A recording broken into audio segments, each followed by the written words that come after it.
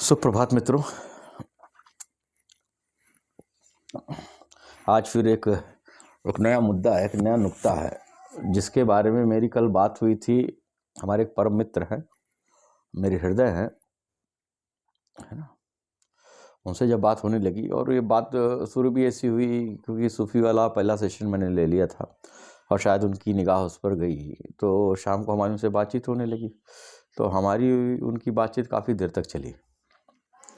तो इस रिकॉर्डिंग को बनाने की जो प्रेरणा है वो मेरे को उन्हीं से मिली ताकि इस मुद्दे को और क्लियर किया जा सके।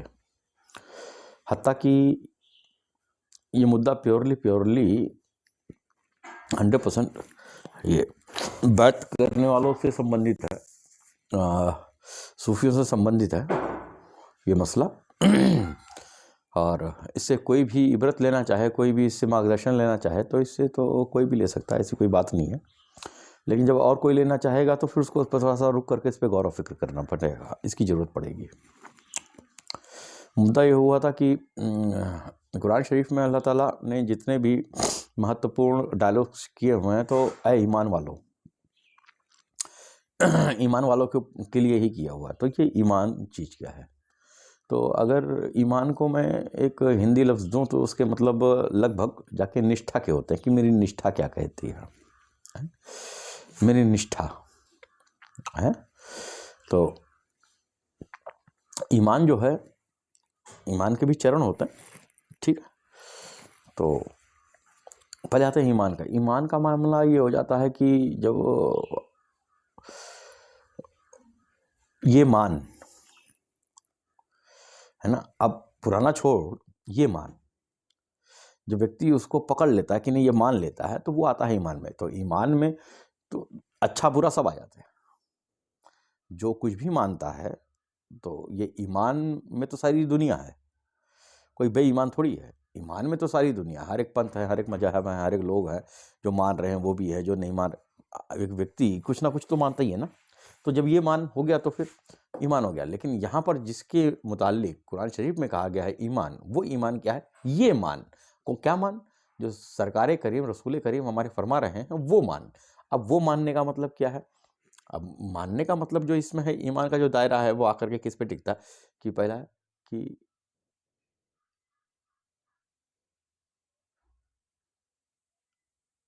मैं मोहम्मद सल्लल्लाहु ताला अलैहि वसल्लम, सरकार फरमा रहे हैं मैं मोहम्मद रसूलुल्लाह हूँ, है ना, मोहम्मद रसूलुल्लाह, ठीक है।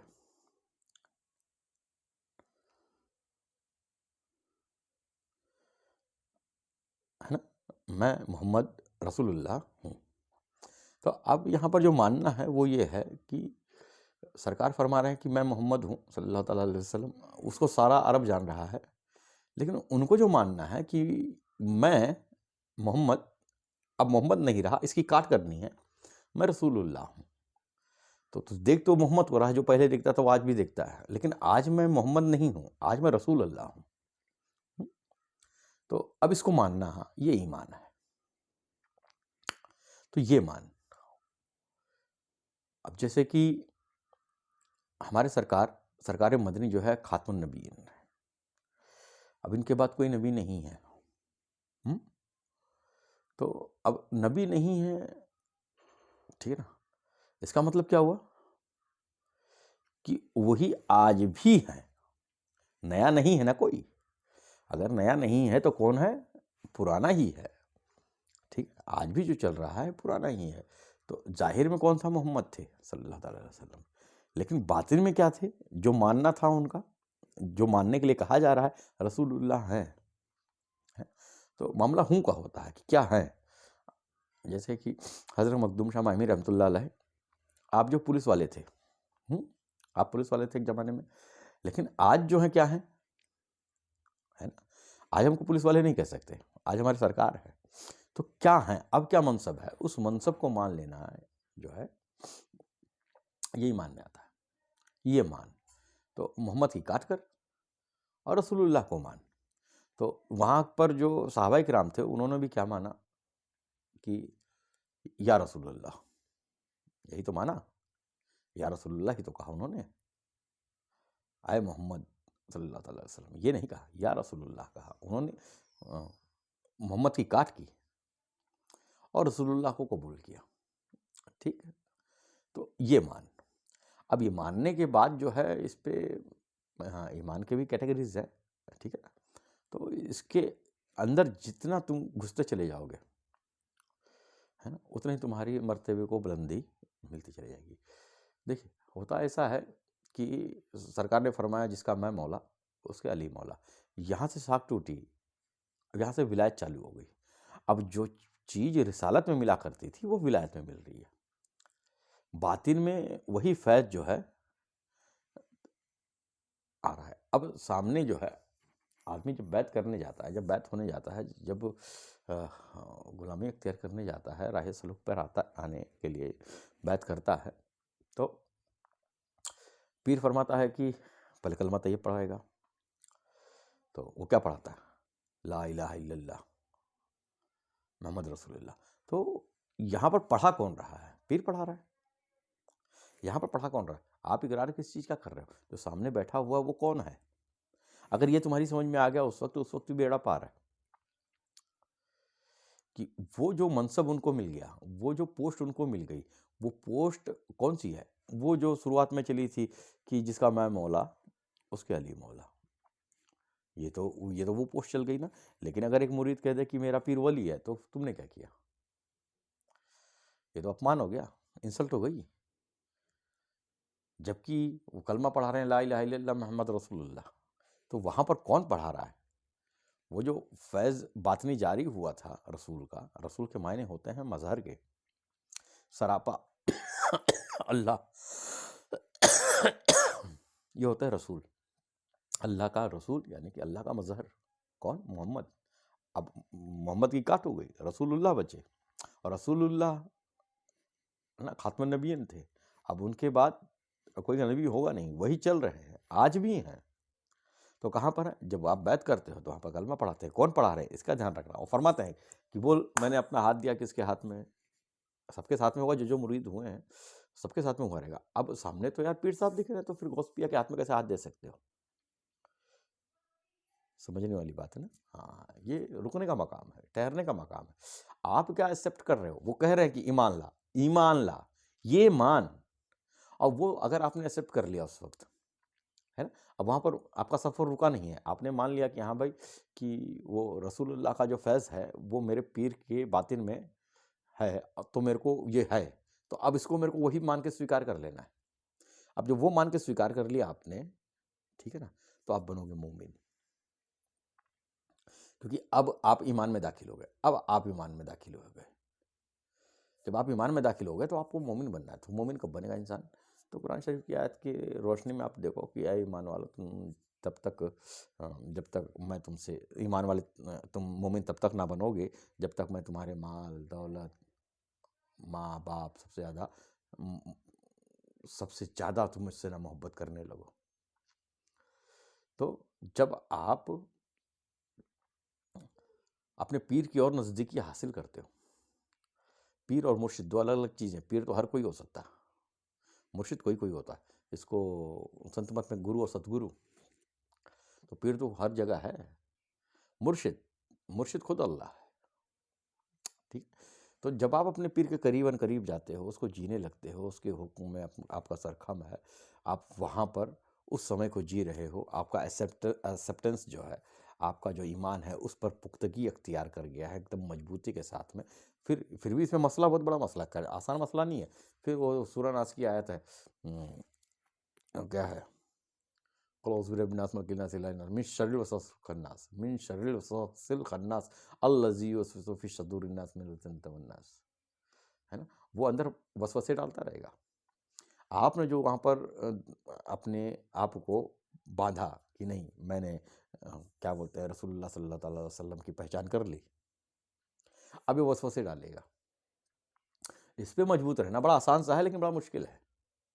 बस आप वहाँ पर जा कर के नज़दीकी हासिल करते रहो। जब नज़दीकी का हासिल करते रहोगे तो वहाँ से मुर्शिद वाला फैज़ भी तुरंत ज़ाहिर हो जाएगा। मुर्शिद सिर्फ अल्लाह है।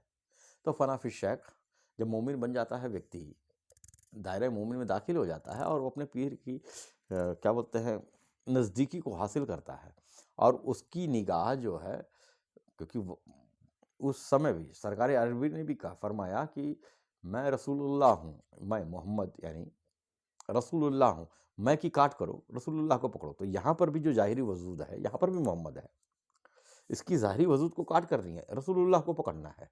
अगर रसूलुल्लाह को पकड़ लिया उस वक्त आपने और उसकी नज़दीकी अख्तियार करते गए, तो इसमें लगभग इस पकने में पूरे के पूरे अनकरीब 7 साल आपको लग जाएंगे।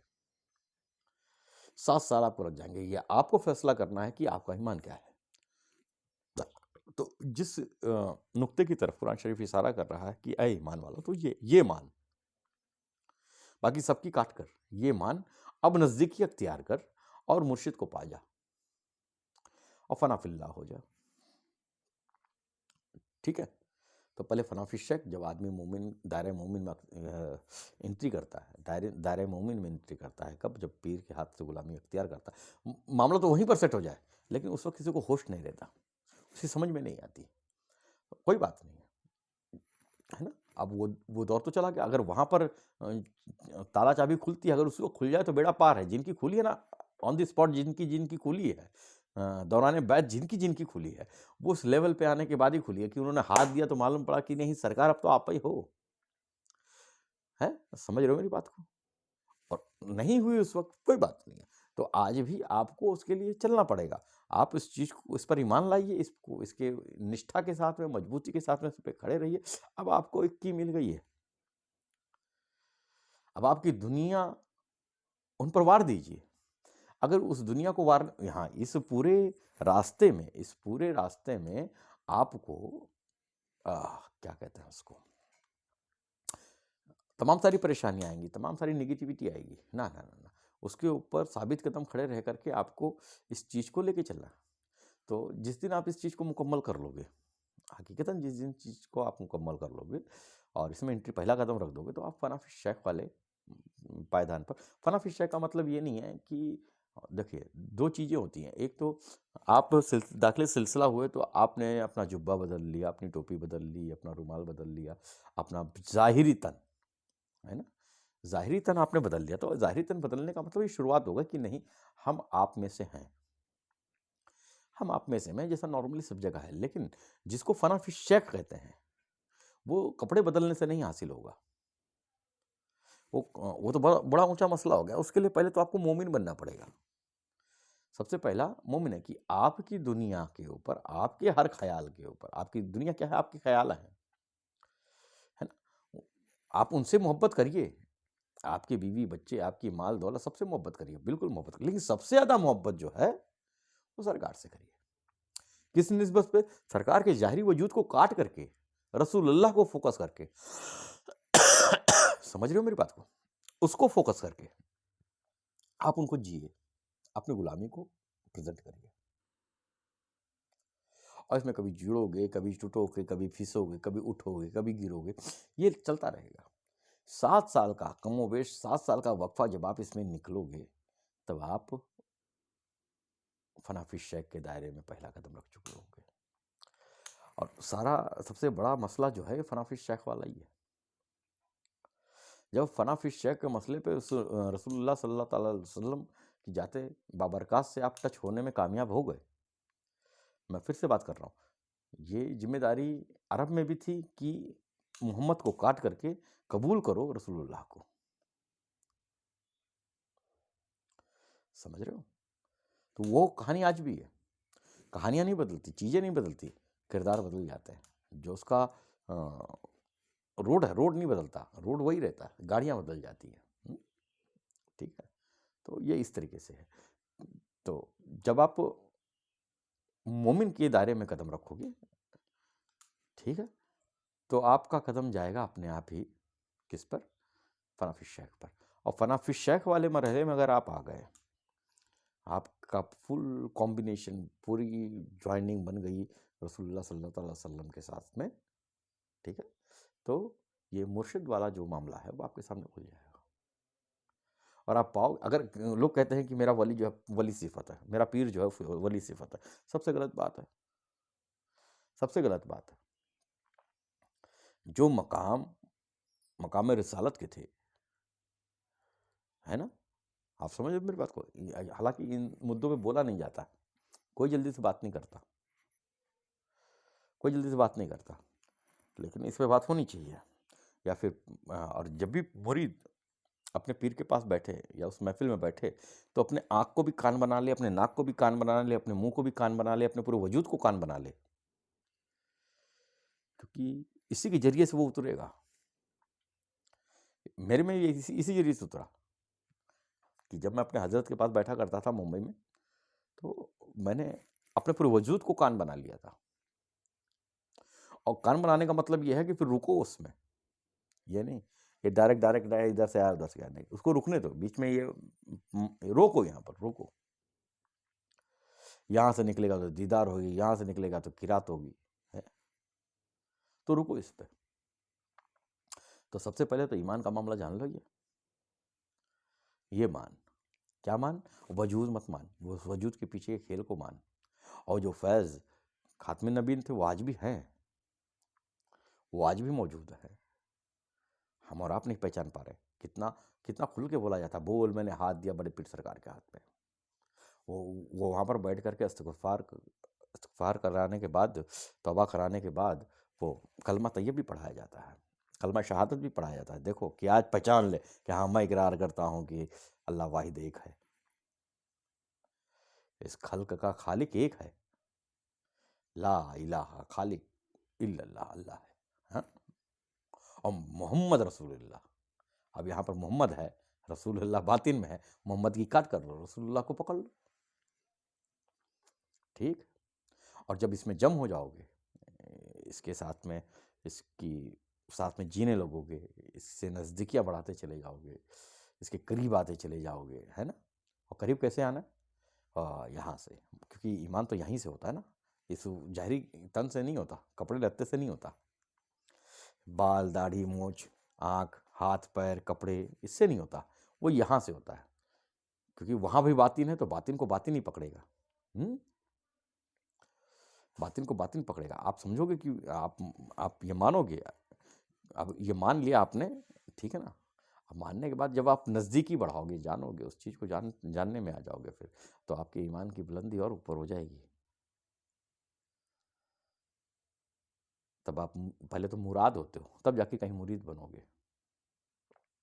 जब तक इस बातिन को आप टच नहीं कर पाओगे, इस बातिन को टच नहीं करोगे, तब तक आप मुरीद नहीं बन सकते। कोई मतलब नहीं है, कोई मतलब ही नहीं है। तो सबसे पहले तो आप ये जानो कि वो रसूलुल्लाह सल्लल्लाहु अलैहि वसल्लम की जाते बाबरकत कहाँ पर है? इस जब रिसालत ख़त्म होकर के विलायत शुरू हुई थी, उसी दिन सरकार ने फरमा दिया था, जिसका मैं मौला है उसका अली, उसके अली मौला। और वो सरदारे वली विलायत हैं, उस वलियों के सरदार हैं आप। वो चीज़ वहीं से ऐसे ऐसे ऐसे ऐसे उतरती हुई चली आई है। ये वो राज है जो सीने बे सीने जो है निकलता है। 20-20 साल के 30-30 साल के मुरीदैन हैं, वो आज भी पीर साहब को पीर साहब ही मान रहे हैं। मियाँ कहते हैं, मियाँ हमारे मियाँ। अरे बेवकूफ़, वो जाति अजीब है, आँख खोल के देखो जरा उधर। तो जब उस जात को पकड़ पाओगे और फिर उस जात से जब तुम्हारी मोहब्बत तुम्हारी दुनिया के ऊपर चली जाएगी, हैं, तो तुम मोमिन होगे। जब मोमिन होगे तब दिल से कनेक्शन बनेगा, अंदर से बातिन का कनेक्शन बनेगा, अपने आप बनेगा। और बड़े वसवसे आएंगे दिल में, शैतान का भी अपना एक काम है। मैं सूरह नास की आखिरी लाइन बताई आपको, आयत की मैंने, है, सूरह की आखिरी आयत मैंने बताई। वसवसे तो आएंगे, आपको मजबूती के साथ में खड़े रहना है। हवा आए, पानी आए, कुछ भी आए, मजबूती के साथ में खड़े रहो। सरकार अमीर खुसरो रहमतुल्लाह अलैह अपने पीरो मुर्शिद की जूतियाँ मुबारक जो अपने सर पे लेकर के घूमे। आपको क्या लगता है कि वो सरकार निजामुद्दीन औलिया रहमतुल्लाह अलैह महबूब इलाही सरकार की जूतियों को सर पे लेके चल रहे थे? वो नालायनी रिसालत रही बाबू। तो उसको समझो, और जैसे तुम इसके करीब आओगे तो ये जो है कि मुर्शिद वाला मामला, अल्लाह के अलावा कोई मुर्शिद नहीं है, ये मामला भी आपके ऊपर खुल जाएगा। और जिस चीज़ को हासिल करने के लिए जद्दोजहद है, जिस चीज़ की पहचान के लिए जद्दोजहद है, वो हासिल है। यह है सूफियों में जो तरीका होता है बैत का, वो ये है। लोग समझ नहीं पाते इसको, बस समझते यूं ही हम मरेंगे तो हमारा पीर सर्टिफिकेट लेके आएगा। ना ना ना ना, हर व्यक्ति अपने इमाम के साथ में उठेगा। वो जो इसने यहाँ से जिसके लिए मोहब्बत की हुई है, जिसकी मोहब्बत हो, उसका इमाम। अगर दुनियादारी है यहाँ पर तो दुनियादारी तुम्हारा इमाम है बाबू, है ना। फिर तो वही सब्जी और लोहे काटने से के साथ में उठोगे। अब सोचना तो हमको तुमको कि हमको और आपको मोहब्बत कैसी है। मोमिन वही, ठीक है, मोमिन वही जिसकी दुनिया पर सरकार की मोहब्बत हावी हो जाए। वो फिर पास हो गया बंदा उसी दिन ही, उस बंदे को फेल नहीं होना है। तो अपने अपने पीर को समझो, अपने अपने पीर को पहचानो। और बड़ा खुशनसीब है वो शख्स जो बैत के वक्त ही इस मंजिल को पा चुका।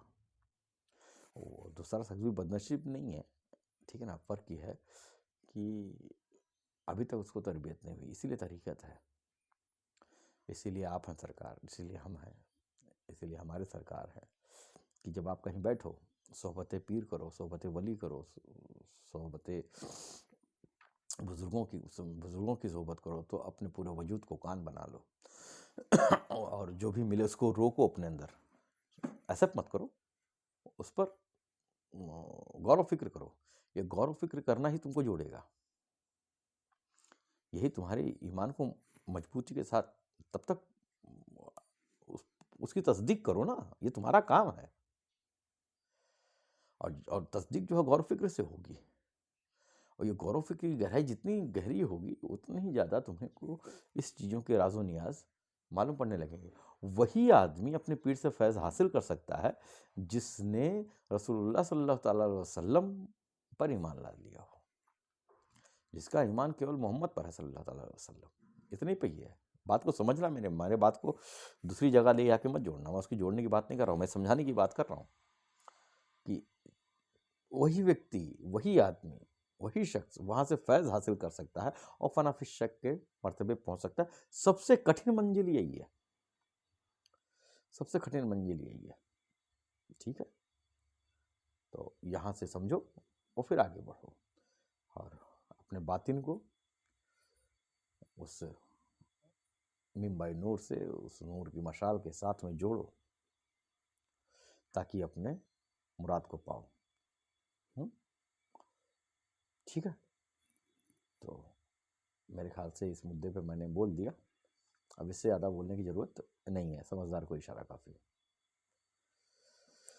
फिर मिलेंगे फिर कल वही सूफी वाले तीसरे सेशन में, ठीक है।